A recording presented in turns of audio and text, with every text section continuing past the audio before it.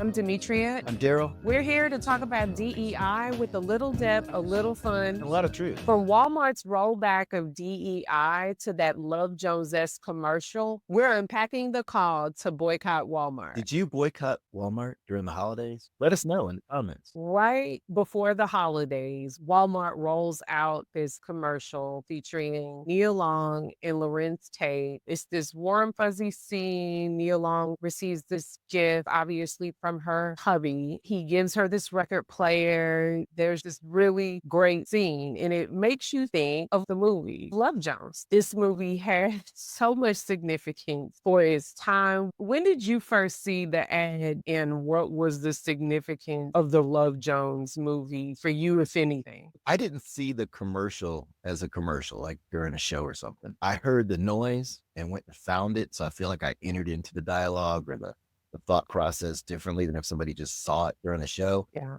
And so when I saw it, I was thinking about what the intent was behind it. The movie Love Jones for me was just part of that genre that came out with the brothers, Best Man One, the Best Man Three, but all the different ones that There was came out. like a whole era, right? Right. So I went on to Google and Googled Love Jones Walmart commercial, pulled it up and saw the two of them doing the dance and knowing that it was a connection to something from back in the 90s, but it seemed inauthentic. They were very intentional. They had that hopeless song playing in the intro of the commercial. They say I'm hopeless. Didn't notice that until I had watched it a few times. And that song was actually on the soundtrack of Love Jones. And the Love Jones soundtrack alone was huge. What did it mean to you? What did the movie mean to you? There was poetry, there was sexy lounges, there was Nia Long, there was Lorenz Tate. It was just this really sexy movie about what Black couples in relationships, how that could look. So it was a big movie in the culture for, I think, a lot of Gen Xers. They knew Bottom what they were doing. line is clear that Walmart in this holiday ad this year, they are clearly trying to connect with the Black audience. Even in the scene where they start to dance, they're playing Isley Brothers. Did you feel connected to the movie? I feel more connected to the soundtrack. And get this, I graduated from high school the year this movie came out. So young.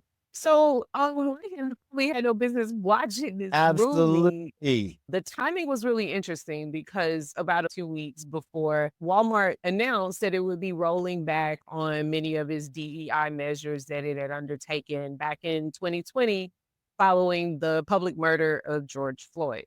Back then, Doug McMillon, Walmart CEO, announced in a blog post that Walmart would be investing money in criminal justice measures. They created a Center for Racial Equity, the primary purpose being to direct the 100 million commitment to support philanthropic initiatives. What was your feeling at that time? What were your thoughts around these companies that were making these commitments following the murder of George Floyd? You know, the murder of George Floyd was the moment a lot of companies decided they were waking up to the atrocities that have been happening to a community for so long.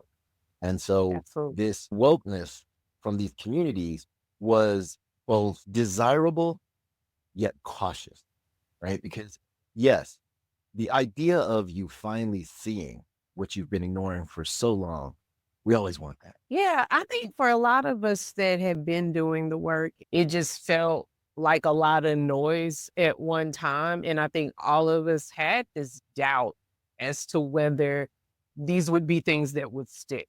And then there were people that were doing the same thing. So it was a mixed feeling, right? And that has been the American way for generations is once the excitement wears off, we want to go back to the status quo.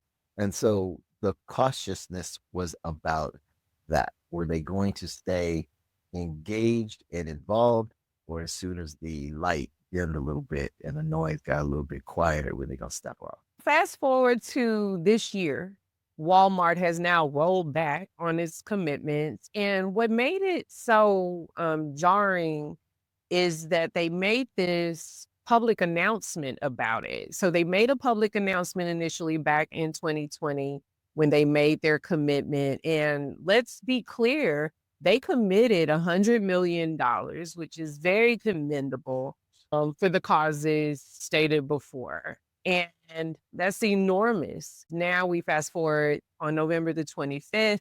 The Associated Press reported that Walmart made a public announcement that they were not renewing a 5-year commitment for the Center for Racial Equity. They would stop offering certain LGBT themed merchandise. They were pulling out of participating in the Human Rights Campaign's annual benchmark index, which measures workplace inclusion for LGBTQ employees. They also announced that they wouldn't be giving race or gender priority treatment to any suppliers that they would vet. It's as if their DEI office, and I say that tongue in cheek because given what they said, I don't know to what extent a DEI office even exists anymore. But it's as if DEI office did not talk to them, did not reach into somebody's ear and say, if that's the community that you're trying to reach with a commercial, maybe you don't hit them at the same time with, we're going to stop putting money into the community, into the issues that are most important to you. That's that feeling that we had when all these companies jumped in 2020 on whether it was performative. And that makes it's like the answer here is obviously yes. It was performative if just 4 years later, this is no longer a priority.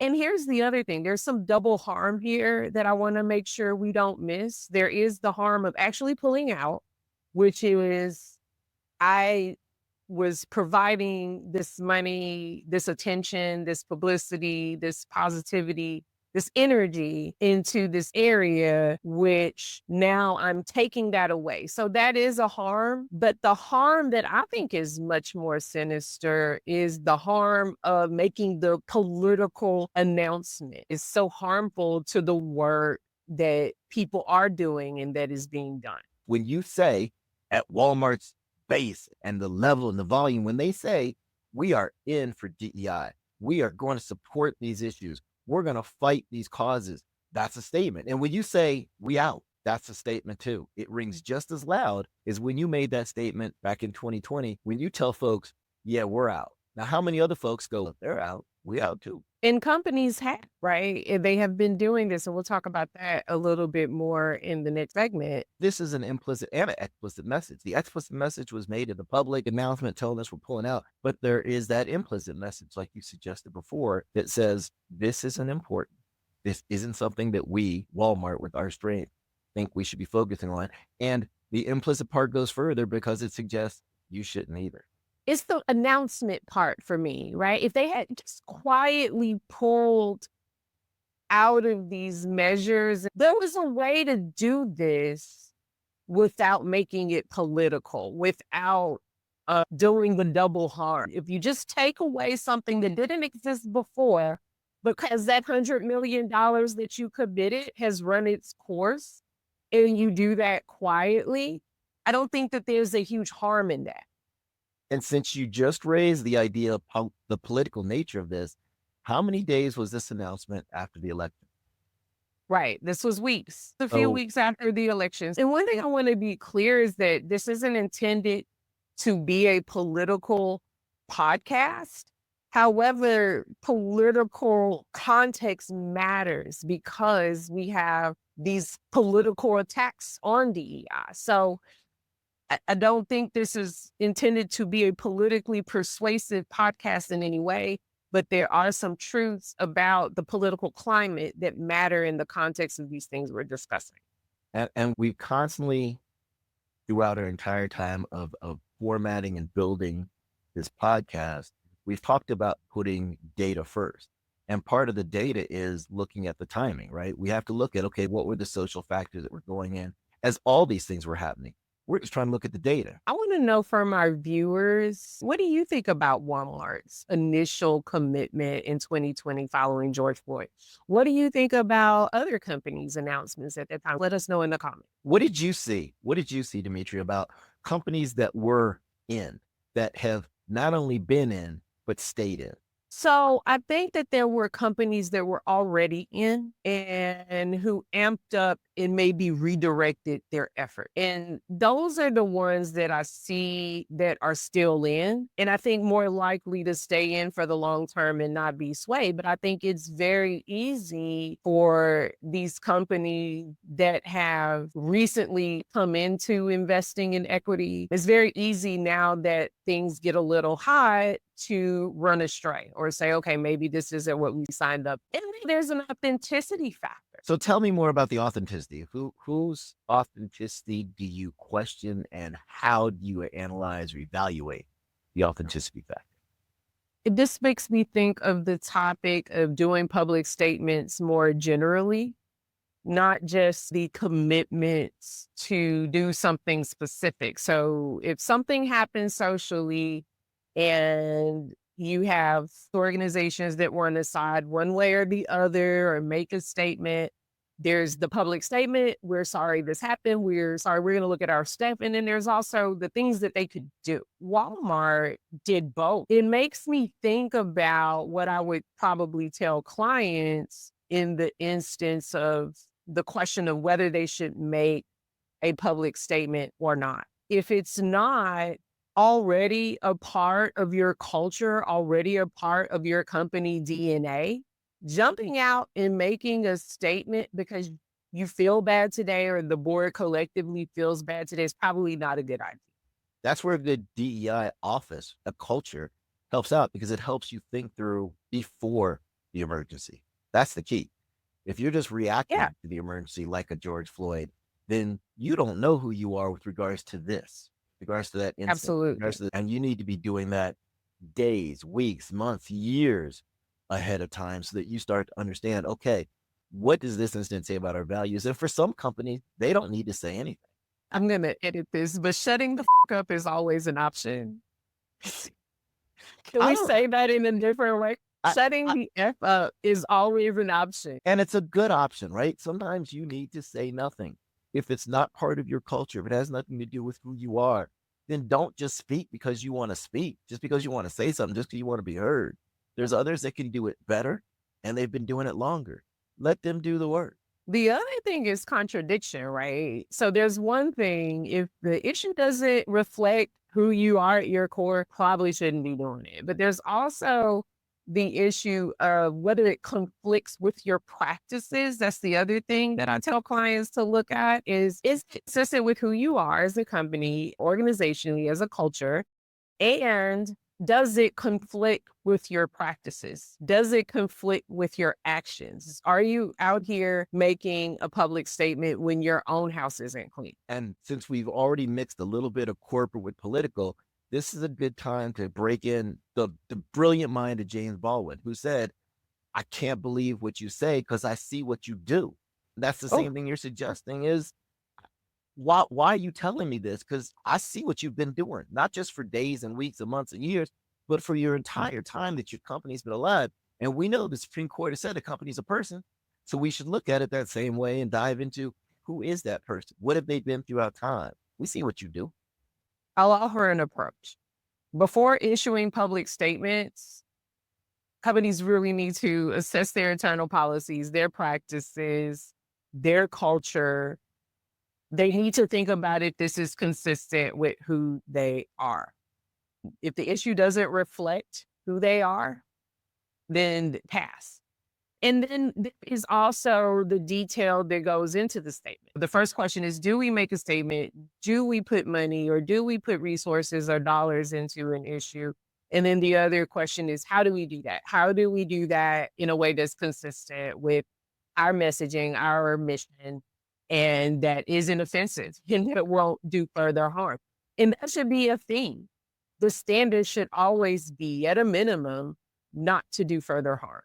Isn't that like the Hippocratic Oath, right? Don't doctors take an oath or something that says you Right. do no harm, right? I like how you raise this idea of assessment, because corporations say they're going to get involved, but we know that the place at the moment of George Floyd didn't happen in a year or 2 years or 3 years. It takes long term before you get an assessment of where things are. And so the corporations that are going to get involved, we knew they had to stay in for the long term to see any kind of rollback on the kind of things that they were saying they were concerned about. One thing I want to make sure that we center in the conversation is why this rollback occurred. It wasn't like there was just this randomness that they just decided or had some meeting and strategy wise, this is just where they ended up heading the campaign against DEI and critical race theory. That has been ongoing at least since 2022. So, one thing I want to talk about and just hash out is that context that we're in now, which is we're just after an election. And in the midst of all of this, we have Robbie Starbuck going to these various companies to essentially get their support to make a public statement about their divestment from DEI. This goes back to everything we talked about. If you don't know where your values and morals are as a corporation, then it's really easy to get forced in a given direction, just like you did in 2020. And so the momentum of the moment and the interests of some well-funded individuals and entities led to this type of response, which was ill-timed and makes a level of harm that far exceeds probably the level of benefit that occurred back in 2020. Some of the companies that have pulled out supposedly after having conversation with Starbucks are Ford, Harley Davidson, Lowe's, Tractor Supply. Most recently, I believe Nissan have all made public statements about pulling out of their DEI efforts. I was just thinking that I'm curious, as you listed those companies that have announced, right? I'm wondering what the data suggests about these companies. And that would take a little bit of a deeper dive to look at what is the percentage of people of color as a part of your customer base in proportionality to their status within the entire American public. What percentage are they? And I'd be really curious to what extent some of these companies said, that's just not that big a hit for us to say we're not going to be involved in it anymore. And I didn't even know some of these companies that you just listed were involved post 2020. But the center of that again is Robbie Starbuck. And he recently tweeted on the X platform, of course, this is the biggest win yet for our movement to end wokeness in corporate America. Now, why did you say on the X platform? Of course, I want to hear the. You know why? We know who's in control of the platform, and we know who Robbie Starbuck hangs out with. I guess you would call him a conservative activist. I think that's fair. Meanwhile, Walmart and the Walton family are regular political contributors. They've donated lots of money. And as a family, they donated a lot more. And it's in part because of the limitation on PACs. The organization United for Respect reports that Walmart and the Walton family spent $32 million this political cycle and spent on conservatives 5-1. And so there is a political participation happening by Walmart as a corporation, the Waltons as a family that sides with conservatives and a conservative political ticket. And I don't know how that should play into this question of boycott, of public or corporate responsibility, but it's just information. There's folks going in there spending their hard-earned dollars in Walmart. And if all those folks pulled their money out, there'd be a lot less for Walmart C-suite to spend on other kind of political campaigns. So everybody needs to understand that they're contributing to this in some way. They got to make a conscious choice. That's okay. Whatever choice you make, you got to make a conscious choice. If we're talking about Black Americans specifically, and we are talking about Black Americans because we started out this podcast naming that it was Black Americans that this commercial, this ad is intended to cater to get the attention of, and that the announcements were made following the murder of George Floyd. So Black American sentiments on this matter, I do think are important. So I just want to name that. And the reason why I want to do that is because Black Americans, as we know, have $1.8 trillion in spending power. And we don't have to take it just to anywhere. Okay. So I think you naming that we need to be informed, we have to understand our collective power in the question. because sometimes the narrative becomes, it doesn't matter anyway. If I don't spend my money there, but the collective power we have is $1.8 trillion of spending power. And a lot of that, especially during the holidays, goes to Walmart. The idea of conscious choice is all that we can ask of our audience, right? If they have made a decision to do whatever, we got to respect that. We got to respect that. But most importantly, if we can help provide them with some data, some analysis, and some engagement in critical thought, that's what I hope we can provide them in the overall. So, in the interest of providing data, we want to be open about the good. I took a look at Walmart's DEI report. If we're talking about them pulling out these initiatives, that probably some that are well beyond the commitments they made in 2022, this report seems cumulative of information and initiatives that have nothing to do with that. So I just want to be clear about that as well. But they do a lot of good. They've got a lot of money. So a lot of this is tax write off for them. Let's be clear. They are very diverse at the associate levels. Walmart is a huge employer for people of color, especially women of color and specifically Black women. They serve low income communities. I can even personally vouch that in my community growing up, Walmart was one of the only things that was something that everyone could afford. We'd also add that people of color, at least according to their DEI report, seem to be moving into management roles at decent rates. They've given millions in tuition on behalf of employees. They strongly supported HBCUs with scholarship money. So they've done a lot of good.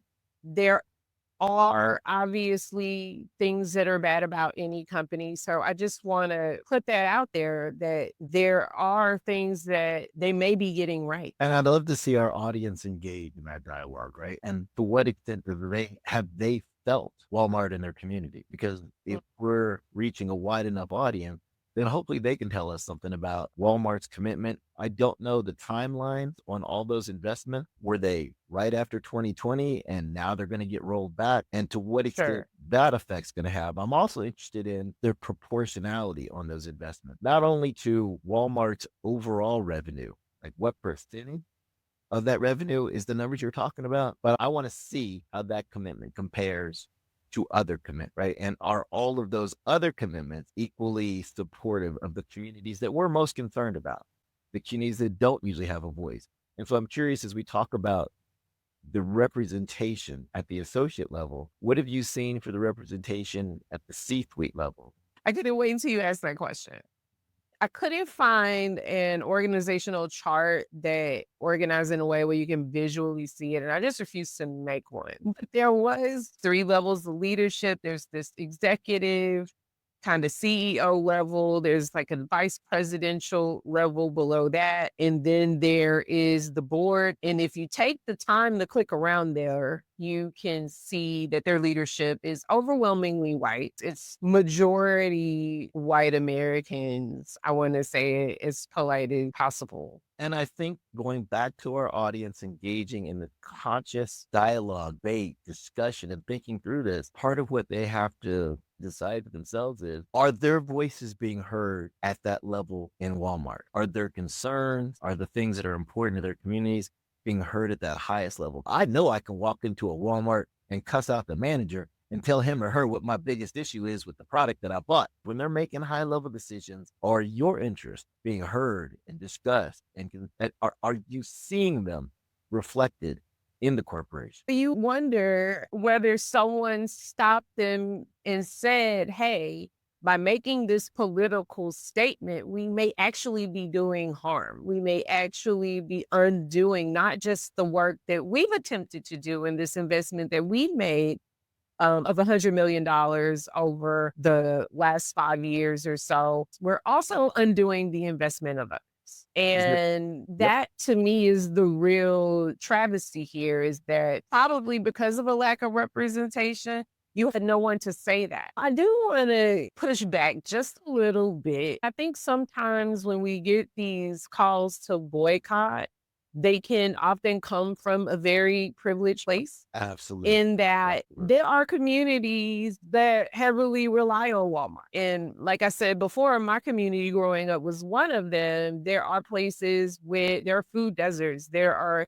places with food sustainability issues. There are price issues. People can't afford their groceries. And Walmart is one of the few places that consistently has low prices on a number of high use items. And so, what if that's the only thing that I have available to me? And I agree. I think we always have to think about what the effect is on various communities across the country. And there's a privilege in the ability for many to be able to engage other choices while others may not. But I don't want that to become an excuse either, right? Because probably the most famous boycott of all was the bus boycott. And we know there's Mhm. a whole history of folks saying, we're gonna walk to work, right? They're gonna carpool. One person will drive and they're gonna make multiple runs. We know that it was inconvenient, so inconvenient to engage in that bus boycott, but for them, the cause was more important than convenience. So I don't want that to become our excuse either. We need to recognize it. And part of organizing is like we saw in the bus boycott, where they organized rides. And I don't know that we've seen that same type of organization. And that's what I was going to ask you is this I haven't seen, and I don't want to misstate here, a very organized effort on this boycott. There was a little bit of talk about boycotting specifically for Black Friday, around Thanksgiving. You heard it come up again around Christmas, but there doesn't seem to be a very concerted effort to try to make this boycott real or impactful. And so a mutual friend of ours, we were running some of this by them, and she made the comment that one of the reasons why she's less interested in this boycott is because it doesn't have that element of the best boycotts that we saw during the civil rights movement and those highly organized efforts. It's like social media activism at best. And a lot of people just aren't interested in that. So let me ask you, what would be the most recent organized boycott that you see? And I use boycott very open liberally. Have we Responsibility. had a good boycott anytime recent? I don't know that boycotting is an activism measure that we use as effectively or as often. Right? I don't know the data is my answer because one of the things that made the civil rights movement boycott so effective is stuff got done. Corporate divestment, I think, is different. Corporations can turn around and say, if this community divests in me, I can make money in other ways. I'd be really interested in our listeners talking about what kinds of levels change they want to see, right? Because we know when the Starbucks example happened and the two brothers got stopped, we know Starbucks shut every shop down. There was a whole commercial about it. They shut it all down to do training for their employees to talk about this issue. Is that enough? Is our community looking for that? Are they looking for less? Are they looking for more? When we talk about assessing it, part of it has to be what is the community feel or needed. So I want to be the pushback queen today because the other thing I want to center when we talk about the impacts of a boycott, what happens if we divest and actually weaken the structures in our communities, right? One of the food sources in our communities. What if the impact of the boycott is more impact to our own communities? Because that's totally possible. To go deep on that level, we have to not only look at how it affects those communities today if we boycott, divest their connection to Walmart, but what did those communities look like before Walmart rolled in? Was there a Absolutely. mom pa, right? Was there a mom pa joint in that community that supported that community in a way that was special, and they were no longer able to stay in their own business because Walmart rolled in? And if that's the case, how does that play into this whole community effect? What did it look like before? And maybe that didn't exist.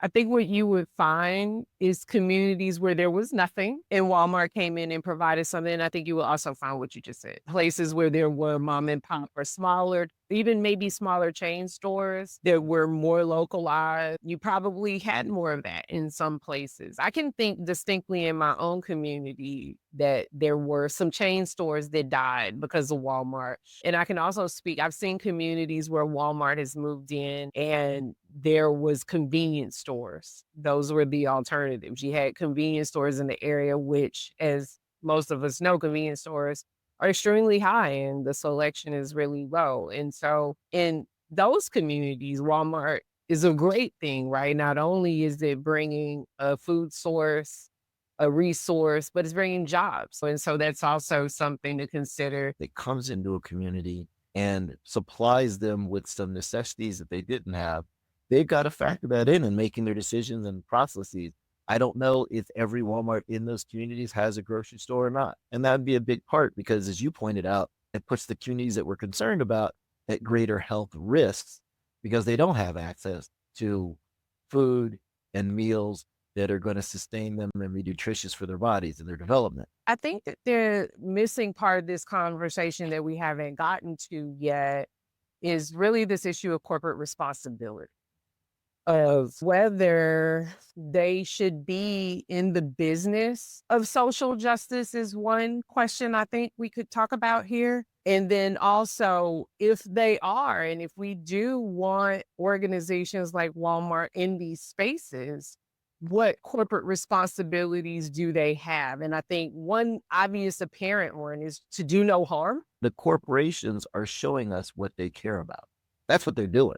We're not saying they have to do anything, but you are showing us, just like our friends show us, what you care about by what you do. You brought up the corporations or people thing, and of course, you're referring to the Citizens United case, which essentially said for most purposes, corporations are people, or they have some of the same rights as people. Part of the question again is whether we want them in this business and whether we want them in our social business. Just because legally there's been a statement that corporations are people, I don't know whether we should have these same expectations of corporations. I think to the extent that we personify them too much and have these moral expectations of them, we're assenting to this idea that corporations are people. I do understand that on the other side of that, we have to,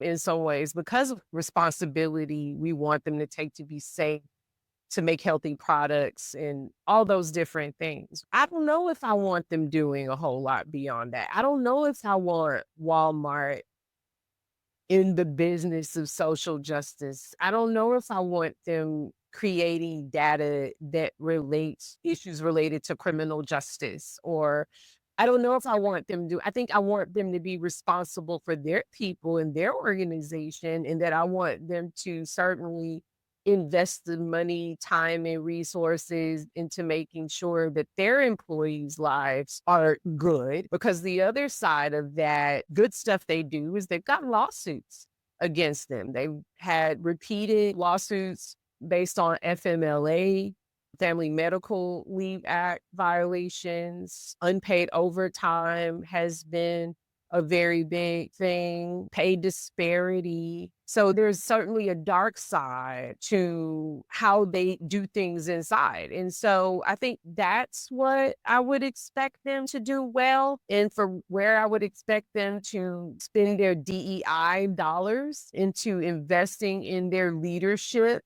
being more diverse maybe. But I don't know that asking them to look at criminal justice issues and racial justice issues, I don't know if that's their business, and I don't know if it should be. A good DEI office or a good DEI consultant is going to make you look at your morals, your values, and decide whether or not you need to be involved in criminal justice numbers. And to the extent that one of the questions I would have is, are they already doing it? Are the things that we're saying we don't want them to be involved in, were they doing it before 2020? Were they already using data and facial recognition? We're not talking about a small company here. I said earlier that I think we don't want to accept that corporations are people, but if we do, and we accept that they're people in some sense in terms of their responsibilities, then what we do and what we should expect that their marketing is a representation of what kind of person they are, essentially. And if you are the kind of person that would at one point say, this is very important and we're going to invest all this money. We're going to do all these things. And then 4 years later, turn around and say, these things aren't as important to us anymore. And by the way, we're a fair weather friend here. It's not popular right now. This stuff is divisive. So we are jumping out. It's not only harmful, if we want to think of them as people, then we have to judge them by that kind of behavior. We have to. And I would ask, if they're people, I would ask my friend, my colleague, my person in front of me, did you do this out of ignorance or did you do this out of intentionality? Because you knew what was happening in November of 2024. You knew the social climate. You knew the political climate. Did you not? Because if you knew it, then you knew you were piling on. In this moment in time, you knew that you were engaging in everybody else taking a hit. We're going to get our hit in too. Do you think that it's really a possibility that they didn't know what they were doing and that it's political I, in the I, context right now? I think the likelihood is minimal, but I have to ask, right? I have to ask somebody there, why would you make this announcement? As you pointed out, a political public announcement. Why would you make this announcement now? Why would you not wait? Why would you not do it at a time when the piling on isn't already occurring? Like, what's at stake, right? Robbie Starbuck and other conservatives are going around threatening these lawsuits on policies that they think are inconsistent with the affirmative action decision, which I know we're going to talk about on another episode. They're threatening lawsuits. They're threatening these boycotts by using the X platform. That's another way that the X platform is involved. And so is it a matter of they're being blackmailed in a sense? I think we have I to. hadn't thought about that. I think you have to. I think you have to look at to what extent they're feeling the pressure different way than they felt in 2020. Literally the opposite side, the yin to their yang, right? The pressure's coming from a different direction.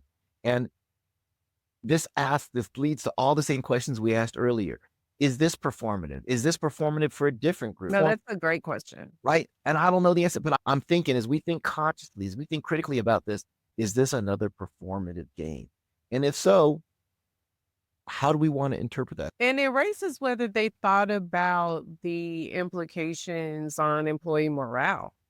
If your organization employs a lot of people of color, if they're paying attention, because that's certainly a thing, whether people even notice that things like that happen within their company, it seems like people are paying attention, at least a little bit. And if they are, then the implications for employee morale that you work somewhere that you maybe even join because they valued this and they made it important. They centered it in the time that they did. And maybe that's one of the reasons why you enjoy working there and then for them to pull out and make an I would announcement, a political announcement about it. I would love to hear from employees about what the atmosphere is inside of Walmart, given that Walmart has essentially said this has become something that is not important to it. And then you also think about whether they care. And it goes back to the question of what our expectations are. Am I expecting to get the warm and fuzzies from my employer? Is that an unreasonable expectation to feel some kind of closeness to my employer because they value the things I value? And in an ideal situation, I think good employees are able to do that for their employees. All companies don't aim to do that. They don't necessarily want it to be a part of their culture. And so maybe that's the turn that Walmart has taken, and they don't care about the employee morale, at least surrounding that particular issue, or there are not enough employees that they think that will matter to them. And as an employee, I imagine have to be asking yourself, do I now know where the ceiling is for me at this company? And am I okay with that? Am I satisfied with that? That's an individual choice that what you want out of the company, again, may not be the warm and fuzzies. And you knowing where the ceiling is, glass or not, that you have may be one that you're comfortable with. That's a choice you have to make. So, what are the key takeaways here? I think one of the first ones for me is that reactive DEI just isn't sustainable.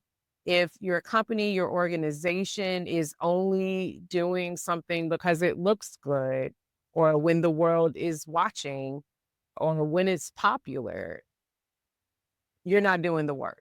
you're not doing the real work. It's not going to be sustainable. It's not going to last. Okay. And I think another takeaway is Walmart isn't the only company that's going to engage in rollbacks. And our viewers need to think about what other companies are making the same type of move with a rolling back, and simultaneously think about who's saying we're all in. Don't forget them. Don't forget the folks that have stayed to fight beside you, and just worry about the folks that have left you. Walmart's display is really a lesson on how not to do DEI. Now you're making DEI look bad because of your performative nature. These are big decisions when you decide whether you're going to involve yourself in social issues or not. So the best thing to do is, if it's not consistent with your values, with your core, stay out of it. Be quiet.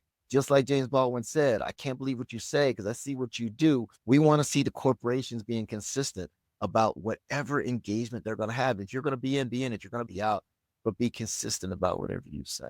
And if it was important in 2020, why is it not important in 2024? And if it's not important in 2024, must not have been important in 2020. So let us know what's important. And if it's important, it should be important every year. The last takeaway I would say is that this is a good lesson also in the fact that culture eats strategy for breakfast. These are problems with having a DEI strategy and not making DEI part of your company culture.